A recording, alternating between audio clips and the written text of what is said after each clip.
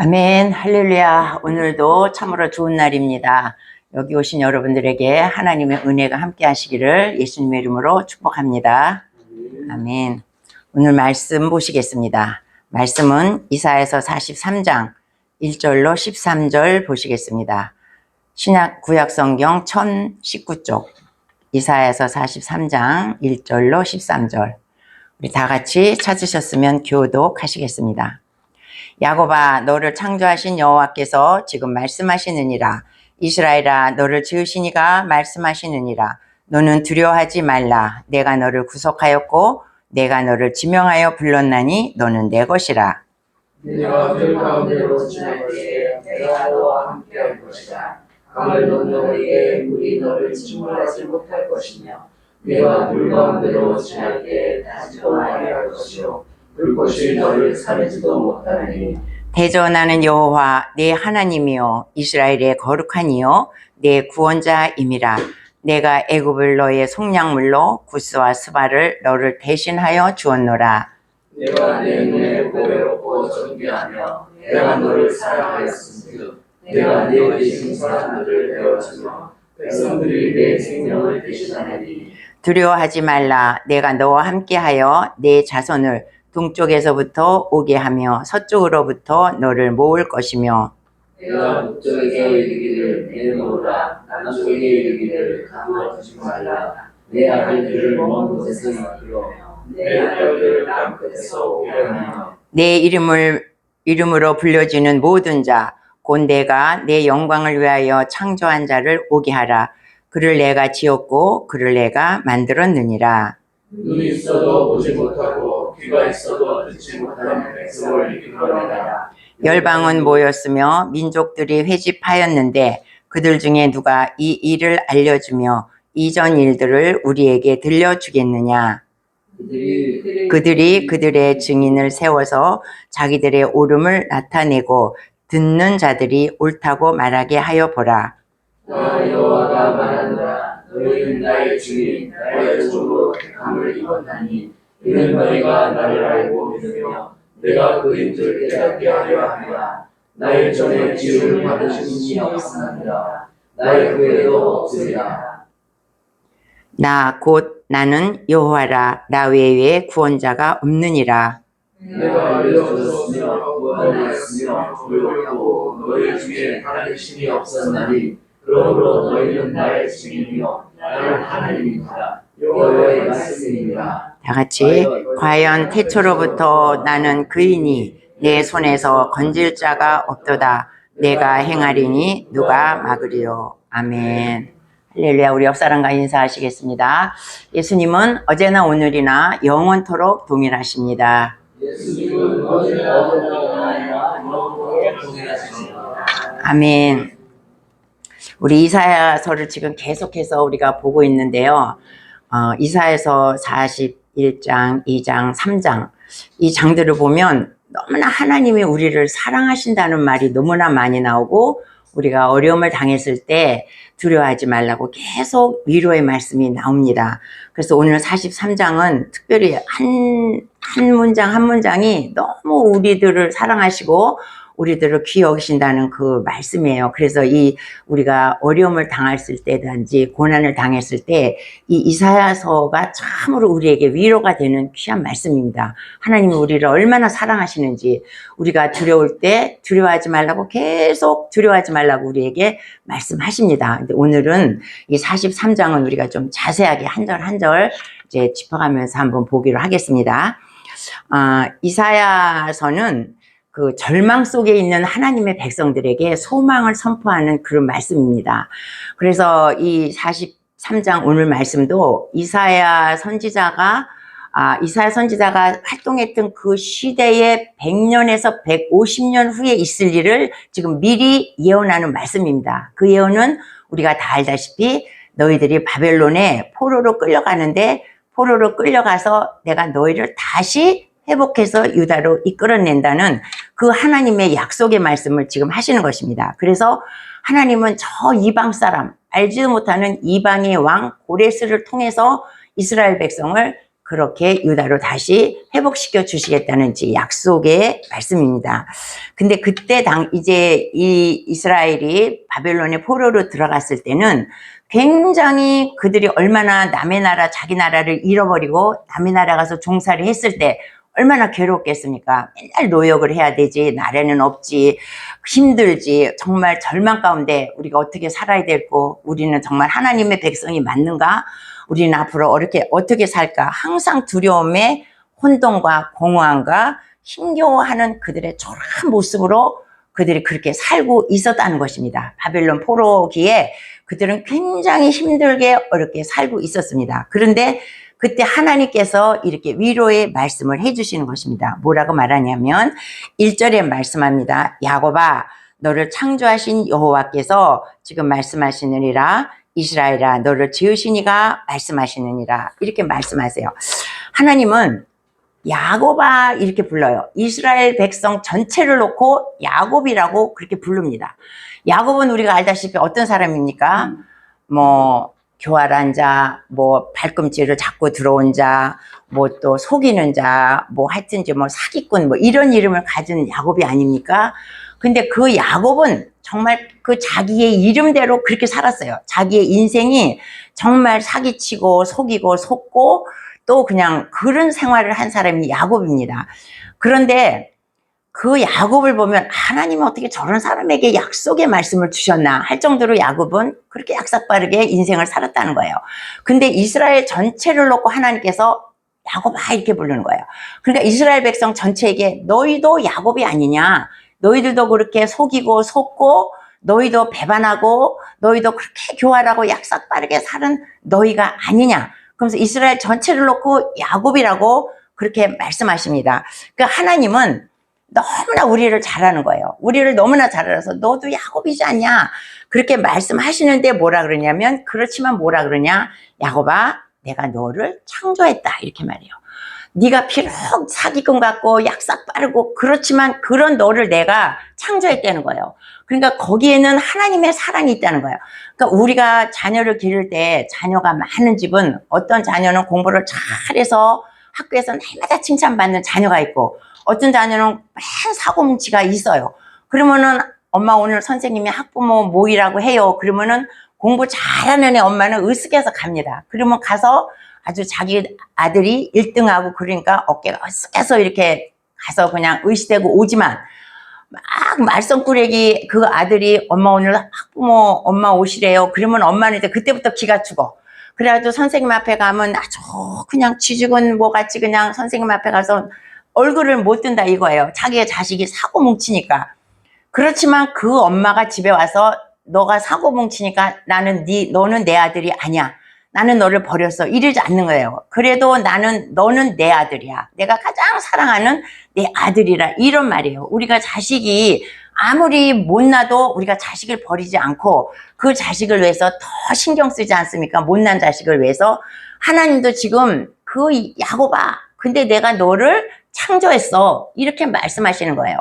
그러고 나서는 이제 또 뭐라 그러냐면, 또 하나님은 야곱이라 그랬다가 그 다음에 또 뭐라 그러냐면 이스라엘아 이래요. 이스라엘은 또 어떤 사람이에요? 이스라엘은 야곱이 완전히 변해서 깨어진 사람이 이스라엘 아닙니까? 야복강가에서 하나님의 사자와 씨름해갖고 이겼어. 이긴 것이 아니라 하나님의 사자가 져줬죠. 그래서 환도뼈가 부러지지 않았습니까? 그래서 야곱은 그때로부터 계속 절름발이로 평생을 살았다는 것이에요. 그 환도뼈가 부러지며. 그러면서 그가 깨어져서 진정한 엘이 됐다는 것입니다. 그래서 하나님은 그런데 이스라엘아 그러면서 이 변한 이스라엘에게도 뭐라 그러냐면 내가 너를 지었다 그래요. 그러니까 하나님은 내가 말썽을 부리고 속색일 때도 하나님은 계속 나를 말씀하시고, 또 내가 변해서 내가 정말 하나님의 자녀답게 살아도 또 나에게 이스라엘아 그러고 말씀하신다는 거야. 그러니까 하나님의 자녀, 하나님의 창조한 사람들은 항상 하나님 앞에 거하고 하나님의 사랑으로 다스리고 항상 너에게 내가 신경을 쓰고 있다. 네가 잘못했을 때나 잘했을 때나 내가 너를 신경 쓰고 있다. 이렇게 말해요. 그러면 하나님은 왜 그렇게 이렇게 이스라엘아, 야곱아 이렇게 불렀을까? 그것은 네가 지금 그렇게 고생하지 않냐? 그 바벨론에서 그렇게 종살이로 고생하지. 그런데 두려워하지 말라. 이 말씀을 하고 싶어서 하나님은 야곱아, 이스라엘아 이렇게 불러요. 너 두려워하지 말라. 이렇게 말씀하세요. 왜? 내가 너를 구속하였기 때문에. 우리가 구속이라는 것은 무엇이냐면 내가 어떤 노예를 삽니다. 어떤 노예를 사면 내가 노예를 살 때는 어떻게 해요? 내가 일을 시키고 종으로 부리기 위해서 노예를 사죠. 그런데 이 주인은 마음이 너무 좋은 사람이야. 그래서 노예를 샀는데 내 종으로 부리지 않고 해방시켜버려. 너는 이제부터 종이 아니야. 너는 자유인이 됐어. 그러면서 돈을 주고 그 종을 자유인으로 만든 것이 구속이라는 것입니다. 그러니까 우리가 노예를 사서 그 사람을 부리지 않고 자유인으로 만들어줘. 그러니까 하나님은 뭐라 그러냐면 네가 지금 노예 생활로 바벨론에서 노예 생활로 하고 있지만 내가 너를 돈을 주고 사서 너를 해방시켰어. 이렇게 말씀하시는 거예요. 그러면 결국 그것은 무엇이냐? 나를 위해서 하나님은 내가 죄의 종이로 죄의 노예가 돼서 죄의 종살이를 하고 있었는데 어떻게 해요? 나를 위해서 하나님의 아들이신 예수 그리스도를 이 땅에 보내셔서 그 핏값으로 그 귀한 핏값으로 나를 사셨다. 이것이 구속이라는 것입니다. 그러니까 우리가 구속사를 배우는 것은 나를 위해서 예수님께서 핏값으로 나를 사셨어. 그것을 우리가 그 과정을 배우는 것이에요. 구속사가. 그러니까 하나님은 내가 너를 구속했다 이거예요. 왜 구속했냐? 내가 너를 종살이 하고 있는 너를 내가 돈을 주고 샀어. 어떤 돈을 줬냐? 애굽이라는 나라를 팔아서 너를 샀다. 이제 뒤에 나오지만 애굽이라는 나라를 팔아서 너를 샀다. 이렇게 말씀하시는 거예요. 그래서 내가 너를 구속하였다. 그래서 왜 그러면서 하나님은 내가 너를 지명하여 불렀나니 너는 내 것이라. 이렇게 말씀하세요. 하나님은 나를 지명했대. 하나님은 그냥 너는 내 자녀야 이렇게 말하는 것이 아니라 너는 누구? 너는 누구? 너는 누구? 하나님은 정확하게 우리를 이름을 딱 집어서 우리를 알고 계시다는 것이에요.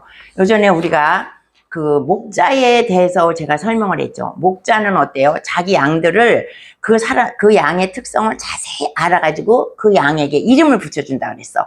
그리고 그 양이 수백 마리면 수백 마리의 양의 특성을 알고 그 양의 이름을 하나하나 다 불러준다 그랬습니다. 다 붙여줬는데 우리가 한 600마리, 700마리를 치는데 그 양의 이름을 다 붙여주고 돌아서서 왔으면 우리가 그 600마리, 700마리 이름을 어떻게 기억하겠습니까? 근데 목자는 그걸 다 기억한다는 거예요.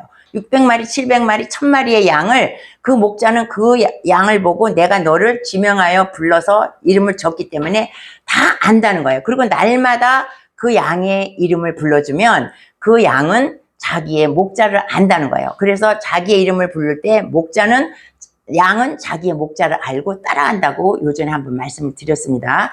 그래서 그와 같이 하나님은 우리를 이름을 다 알고 너를 지명하여 불렀기 때문에 나를 꼭 집어서 하나님은 나를 불렀다 이거예요. 그리고 너는 내 것이다 이렇게 말씀하세요. 그러니까 우리는 뭐 아무나 그냥 내가 예수 믿어서 내가 하나님의 자녀가 된 것이 아니라 하나님이 꼭 집어서 나를 사랑해서 이렇게 불렀다 이거예요. 그러니까 하나님과 나와는 아주 특별한 관계야. 그러니까 나는 고아가 아니고 나는 하나님의 너무나 사랑을 많이 받는 그러한 자녀라는 것입니다. 그러니까 너는 두려워하지 말고 너는 울지 말고 너는 놀라지 말라.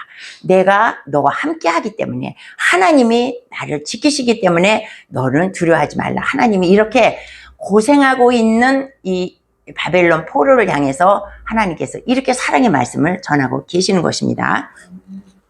그 다음에 우리 2절을 우리 보시겠습니다. 2절을 보면 내가 물 가운데로 지날 때에 내가 너와 함께 할 것이라. 강을 건널 때에 물이 너를 침몰하지 못할 것이며 내가 불 가운데 지날 때에도 타지 아니할 것이요 불꽃이 너를 사르지도 못하리라. 이렇게 말씀하세요. 그러니까 우리 이 이사야서 이 43장은 우리들에게 너무 위로의 말이 너무 많기 때문에 우리는 이런 말씀을 다 외우면 너무 우리에게 위로가 돼요. 힘들고 어려울 때 이 이사야서 43장 1절, 2절, 3절 이런 걸 다 외워놓으면 이게 너무 우리에게 위로가 되고 우리의 신앙을 지켜준다는 것입니다. 물 가운데 지날 때 하나님이 나를 지켜주신다. 이스라엘 백성이 출애굽을 했습니다. 출애굽을 했으면 이스라엘 백성은 이제 출애굽을 했으니까 우리는 금방 적과 꿀이 흐르는 가나안 땅에 들어간지 알았다는 거예요. 그런데 가니까 어떻게 바로 홍해가 나왔다는 거야. 바로 홍해가 나왔는데 뒤에서는 애굽이 따라오죠. 그래서 나는 지금 어떤 상태냐면 홍해에 빠져 죽던지 이 애굽 사람에게 붙잡혀서 다시 가서 종살이를 하던지 절망 가운데 있는 이스라엘 백성이에요. 근데 하나님께서 어떻게 하셨습니까? 홍해를 갈랐다는 거야. 물 가운데로 하나님은 물을 갈르셔서 나를 그 물 가운데로 지나게 했는데 그때 한 200만 명 이상이 백성들이 탈출을 했는데 그 200만 명 이상의 사람들이 한 사람도 물에 침몰된 사람이 없이 그들이 다 건너갔다는 거예요. 그러니까 이것은 누구만이 할 수 있냐? 홍해를 가른다는 것은 우리에게 어마어마한 고난이 닥친다는 거야. 우리에게 불 가운데로 간다는 것은 물과 불이 있다는 것은 우리에게 어마어마한 고난이 닥치는데 그 고난은 아무도 해결하지 못해. 근데 오직 하나님께서만이 그 물을 가르시고 우리를 그리로 들어가게 하신다는 거예요. 그러니까 우리가 아무리 힘든 고난이 있다 할지라도 우리가 물 가운데 하나님은 가게 하실 것이고 우리가 물 가운데 가도 우리를 침몰하지 못한다는 거예요. 어마어마한 하나님의 능력과 권능과 사랑이 이 43장 2절에 나타난 것입니다.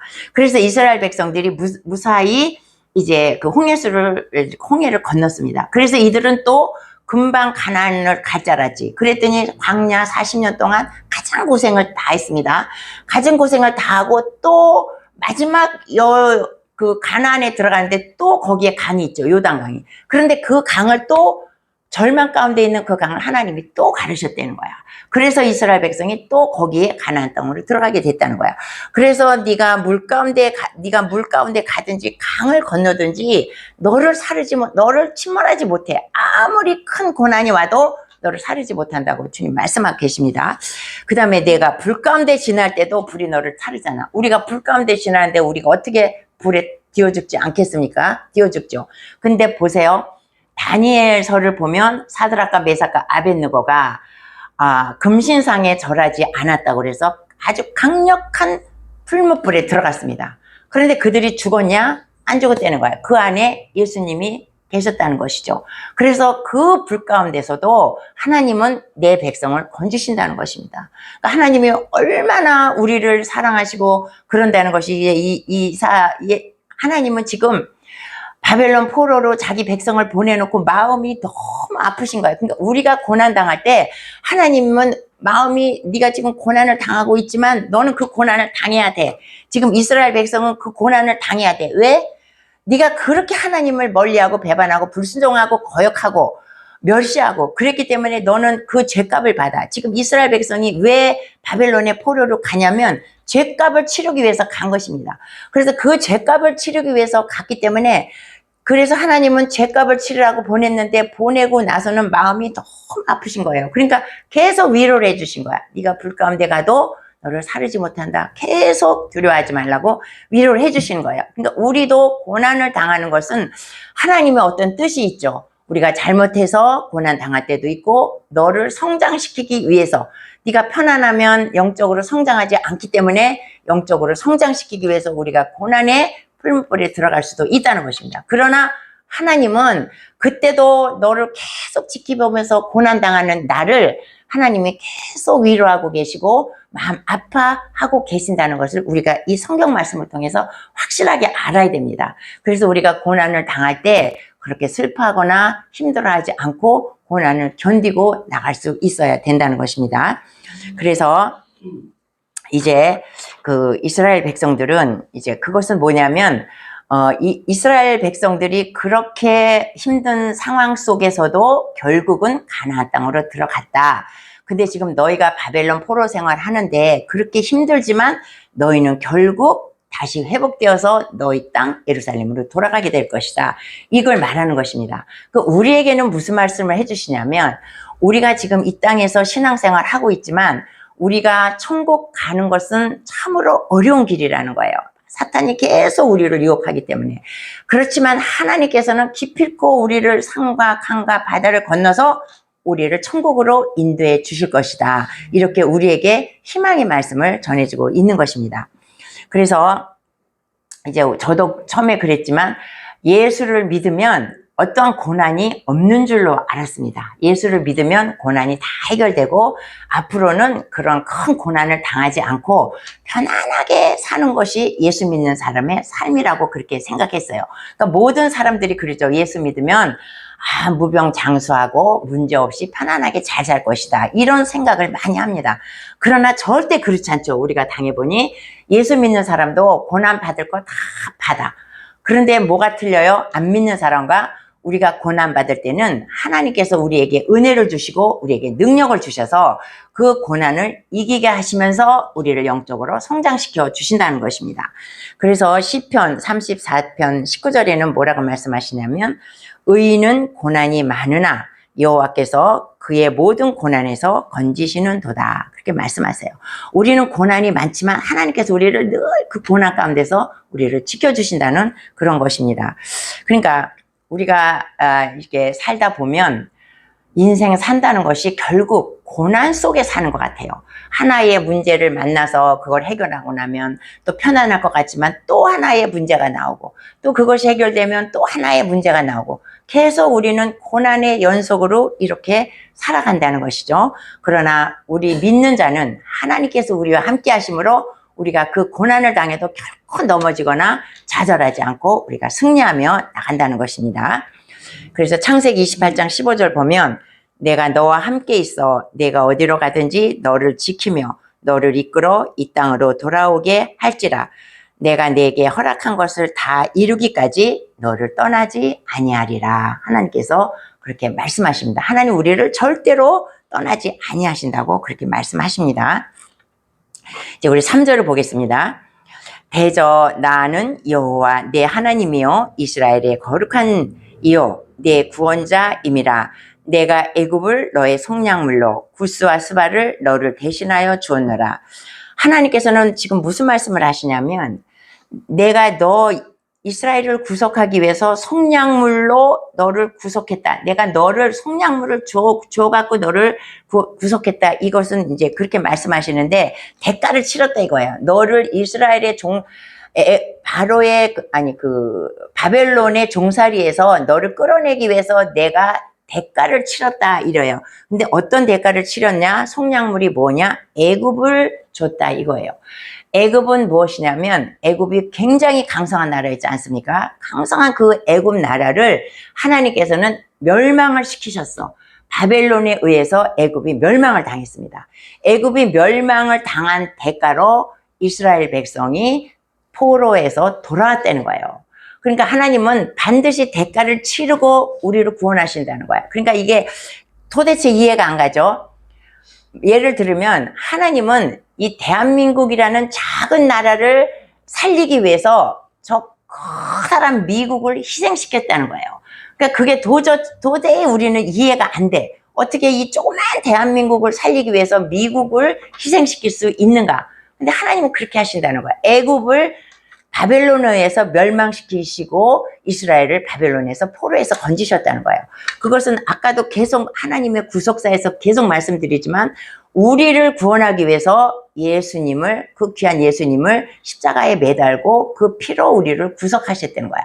근데 하나님은 이스라엘 백성을 구원하기 위해서 애굽을 속량물로 주었다. 이렇게 말씀하십니다. 그럼 왜 그런 일을 하나님은 하셨을까? 내가 보기에 너가 너무 보배로워. 그리고 너무 너는 존귀해. 그러기 때문에 내가 애굽을 속량물로 주고 너를 건져냈다 이거예요. 그러니까 우리 4절에 보면 하나님은 뭐라 그러냐면 내 눈에 보기에, 하나님의 눈에 보기에 네가 너무나 보배롭고 존귀하다는 거예요. 우리가 하나님 보시기에는 나는 아무것도 아닌 것 같은데 하나님은 나를 너무 보배롭고 존귀하게 여기신다는 거예요. 그게 있을 수가 있는 일입니까? 나같이 불의하고 추악하고 부족한 자를 하나님은 너무 보배롭고 존귀하게 여긴다는 것입니다. 할렐루야. 아멘. 여러분은 다 보배롭고 존귀한 자입니다. 아멘. 우리는 긍지를 가져야 돼. 하나님이 나를 보배롭게 여기신다. 하나님이 나를 그렇게 존귀하게 여기신다. 이거에 우리가 자신감을 갖고 우리가 아주 떳떳하게 주님 안에서 승리하는 삶을 살아야 할 것입니다. 그래서 이제 하나님은 그런데 이 하나님은 이스라엘 백성을 이렇게 사랑하시는데 도대체 이 이스라엘 백성은 왜 이렇게 고난을 당하는가?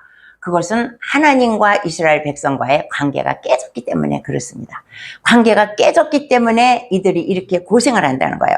근데 사람들은 누구나 다 자기가 행복해지기를 원해. 그래서 우리는 행복해지려고 공부도 많이 해. 좋은 학교 가려고 좋은 학교 가면 행복한 줄 알고 공부도 많이 해. 또 돈도 많이 벌어. 행복하게 살기 위해서. 인간관계도 좋게 많이 맺어. 행복하게 살기 위해서. 그러나 내가 힘쓰고 애쓴다고 해서 행복하기는 어느 정도 행복하기는 할 수 있겠죠. 그러나 진정한 행복은 하나님과 나와의 관계가 완전히 회복하고 하나님과 나의 관계가 잘 되었을 때 그것이 진정한 행복이라는 것입니다. 그러니까 어린애가 가장 행복한 건 어떤 때예요? 엄마의 품 안에 있을 때가 어린애는 가장 행복한 것입니다. 그러니까 우리는 하나님의 품 안에 있을 때 그때 우리가 가장 행복하다는 것이에요. 그러니까 우리가 하나님과 나와의 관계가 완전히 회복해야 된다는 것을 이스라엘 백성을 통해서 우리에게 교훈을 줍니다. 이스라엘 백성들은 하나님과의 관계가 깨어졌기 때문에 지금 이렇게 바벨론에 가서 고생을 하고 있는 거야. 또 하나님이 그렇게 마음 아파하시는 거죠.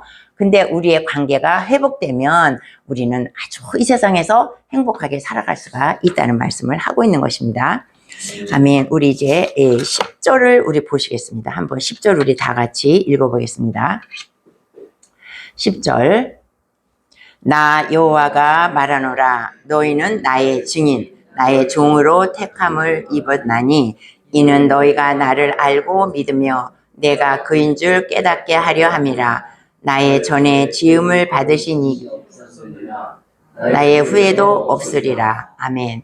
여기서 하나님은 우리를 뭘로 불렀다고 하냐면 증인으로 부르셨다고 그랬습니다. 증인은 뭐냐면 지식으로 알고 책으로 알고 얻어들어서 아는 것을 전하는 사람이 아니라 증인은 내가 삶으로 몸으로 몸소 체험한 것을 전하는 사람이 증인입니다. 그러니까 예수 그리스도의 증인이라는 것은 예수님의 12제자를 이제 근본적으로는 예수님의 12제자를 말해요. 예수님의 12제자는 예수님과 함께 살면서 예수님을 몸소 체험하고 예수님의 모든 걸 다 알아. 그래서 예수님의 12제자들이 나가서 복음을 증거할 때는 엄청난 복음의 효과가 있었습니다. 왜? 자기가 체험했기 때문에. 그런데 눈으로 그냥 아무것도 그냥 눈으로 책으로 보고 듣고 읽고 해서 증인으로 나가는 사람은 그만큼 효과가 없다는 거예요. 그러니까 우리는 뭐냐면 지금은 이제 예수님을 만나는 시대가 아니기 때문에 우리는 영적으로 예수님을 체험해야 된다는 거야.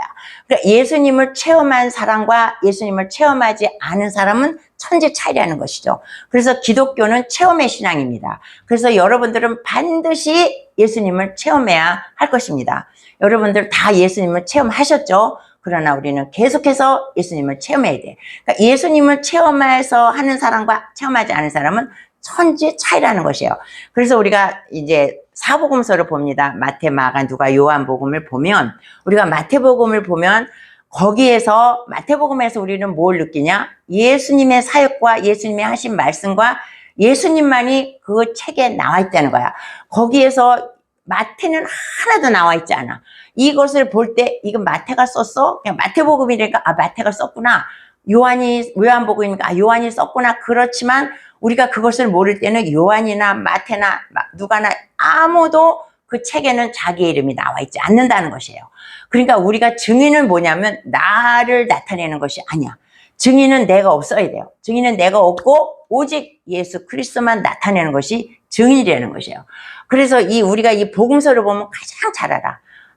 복음서에는 마태가 전혀 나오지 않고 오직 예수님만 나온다는 거예요. 우리가 예수님을 증거할 때 나는 없고 오직 예수님의 말씀만 전해야 된다는 것이에요. 그래서 하나님께서는 이 이스라엘 백성들을 증인으로 불렀다 그랬어요. 증인으로 불렀는데 이 사람들이 하나님의 증인 노릇을 하지 못했어. 왜? 눈 멀고 귀가 먹었어. 그때 당시에 사람들이 눈 멀고 귀가 먹어서 증인 노릇을 하기도 싫고 증인이 뭐 몰라. 증인으로 이미 불렀는데 증인 노릇을 하지 못하는 거야. 그런데 이제 네가 야곱에서 이스라엘이 변해서 네가 바벨론 포로에서 돌아올 때 내가 다시 너를 증인으로 너를 세우리라 이렇게 말씀하시는 거예요. 그래서 너는 돌아와서 다시 나의 일을 전하라 이런 거예요. 어떤 일을 전해? 애굽에서 출애굽에서 너희가 그 많은 것을 보고 듣고 하지 않았느냐, 그것을 증거하라는 거야. 너희가 애굽에서 종살이해서 어떻게 해서 다시 너희가 자유인이 돼서 너희가 예루살렘으로 돌아왔냐, 그것을 너희가 증거하는 증인이 되라는 거. 내가 다시 너를 증인으로 부르겠다 이렇게 말합니다. 우리는 다 예수 그리스도의 증인입니다. 그래서 우리는 다 복음을 증거해야 돼. 그래, 하나님은 한 번 증인으로 불렀는데 우리가 눈 멀고 귀 먹으면 안 된다는 거예요. 그러면 우리를 어떻게 다시 바벨론으로 보내서 거기서 고생을 포로 생활 70년을 하고 다시 불러서 다시 너를 증인으로 세운다는 거야. 그렇게 하겠어요? 안 하겠어요? 우리는 그냥 안 하죠? 못 하죠? 우리는 빨리 하나님을 만났고 하나님을 우리가 체험했고 그러면 우리는 하나님의 증인이 빨리 되어서 이 복음을 우리에게 만민에게 전해야 될 사명이 우리들에게 있다는 것입니다. 그러니까 우리는 예수 그리스도의 증인이라는 것입니다. 그래서 우리가 그 이스라엘 백성은 증인 노릇을 하지 못했어. 그런데 하나님은 다시 증인의 일을 하라는 것입니다. 그런데 증인은 또 뭐냐? 증인은 순교자라는 것이에요. 요한계시록에 보면 증인은 순교자야. 증인은 자기의 목숨을 걸고 예수님의 복음을 증거하는 것입니다. 그러니까 왜냐하면 증인이 정말 예수를 증거하면 마귀가 그것을 가만두지 않는 거예요. 증인이 예수님의 복음을 증거할 때 엄청난 파급, 많은 사람들이 예수를 믿고 구원을 받기 때문에 이 마귀는 가만히 있지 않고 그 증인을 계속 공격해. 그래서 죽일 수도 있고 많이 우리가 역사를 보면 많이 그 순교자들이 나왔지 않습니까? 예수님을 증거하다가 수많은 사람들이 죽었다는 거예요. 그러니까 그 증인은 순교자라는 거야. 목숨을 걸고 예수님을 증거한다. 그러니까 이제 우리는 이제 어떻게 생각하냐면 우리가 성령을 받고 하나님의 일을 할 때 마귀의 세력이 엄청나게 세게 온다는 것입니다. 우리가 성령을 받고 주의 일을 하고 주의 복음을 증거할 때 우리에게 마귀가 엄청나게 와서 우리를 공격한다는 거야. 또 우리가 교회를 세우고 하나님의 일을 할 때 또 마귀는 교회를 엄청나게 핍박하고 교회를 다니지 못하게 어떻게 하든지 우리의 발목을 잡아 끈다는 것이에요. 그래서 우리가 순교할 마음이 없으면 우리가 끝까지 살아남을 수가 없다는 것을 지금 우리가 얘기하는 것이에요. 우리가 보지 않습니까? 계속 우리에게 교회 가지 못하는 일을 계속 줘, 마귀는. 왜냐하면 우리가 지금 교회를 하고 우리가 하나님의 일을 하고 성령을 받고 주님의 일을 하려고 하는데 어째든지 우리를 붙잡아. 근데 제일 많이 붙잡는 건 뭐냐면 지도자를 붙잡아. 종을 붙잡아. 그러니까 주의 종을 건드리면 교회가 거의 많이 쓰러지기 때문에 큰 교회 목사님들이나 어떤 교회 목사님들이 계속 구설수에 오르고 뭐 많지 않습니까? 그 사단이 뒤에서 다 역사에서 그 교회를 무너뜨리려고 그렇게 하는 것입니다. 그러니까 우리는 주의 종을 위해서 저를 말하는 것뿐만 아니라 모든 교회의 주의 종들을 위해서 우리가 기도해야 될 줄로 믿습니다. 그래서 우리가 교회가 어떤 교회든지 우리는 하나님께서 세우신 교회는 무너지면 안 돼. 교회가 잘 성장해서 많은 영혼들을 구원해서 하나님의 나라를 이루어 가야 될 것입니다. 그리고 이제 우리 마지막에 13절을 보시겠습니다. 13절 우리 다 같이 읽어보겠습니다. 과연 태초부터 나는 그이니 내 손에서 건질 자가 없도다. 내가 행하리니 누가 막으리요. 이 말씀은 하나님께서 나는 태초부터 있는 나는 하나밖에 없는 나의 신이야. 그렇기 때문에 내가 너희들을 바벨론 포로에서 건져낼 것인데 그 건져낼 그것을 방해할 자가 아무도 없다는 거야. 나는 내가 마음먹고 너희를 포로에서 건지려고 생각했기 때문에 내 손에서 너희를 막을 자가 아무도 없다는 것입니다. 그러니까 우리는 하나님의 손에 붙들린 자이기 때문에 아무도 우리를 뺏어가지 못한다는 거예요. 마귀가 우리를 수도 없이 우리를 뺏으려고 공격을 하지만 하나님께서 우리를 꽉 손에 붙들고 있기 때문에 아무도 내 손에서 너희들을 건져내지 못한다. 이렇게 말씀하세요. 얼마나 우리가 감사하고 행복한지 모르겠습니다. 그래서 우리가 로마서 8장 38절을 제가 보겠습니다. 내가 확신하노니 사망이나 생명이나 천사들이나 권세자들이나 현재일이나 장래일이나 능력이나 높음이나 깊음이나 다른 어떤 피조물이라도 우리를 우리 주 예수 그리스도 안에 있는 하나님의 사랑에서 끊을 수 없느니라. 아멘. 비록 우리가 세상에서 환난을 당하고 우리가 소망이 끊어질 것 같고 우리가 참으로 죽을 것 같지만 그래도 하나님의 손에서 우리를 빼앗을 자가 우리가 없다는 것입니다. 그래서 하나님이 우리를 은혜로운 손으로 우리를 강한 손으로 우리를 붙잡고 계시다는 것을 여러분이 기억하시고 당당하게 우리가 하나님의 자녀답게 승리하는 삶을 사시기를 바랍니다. 아멘.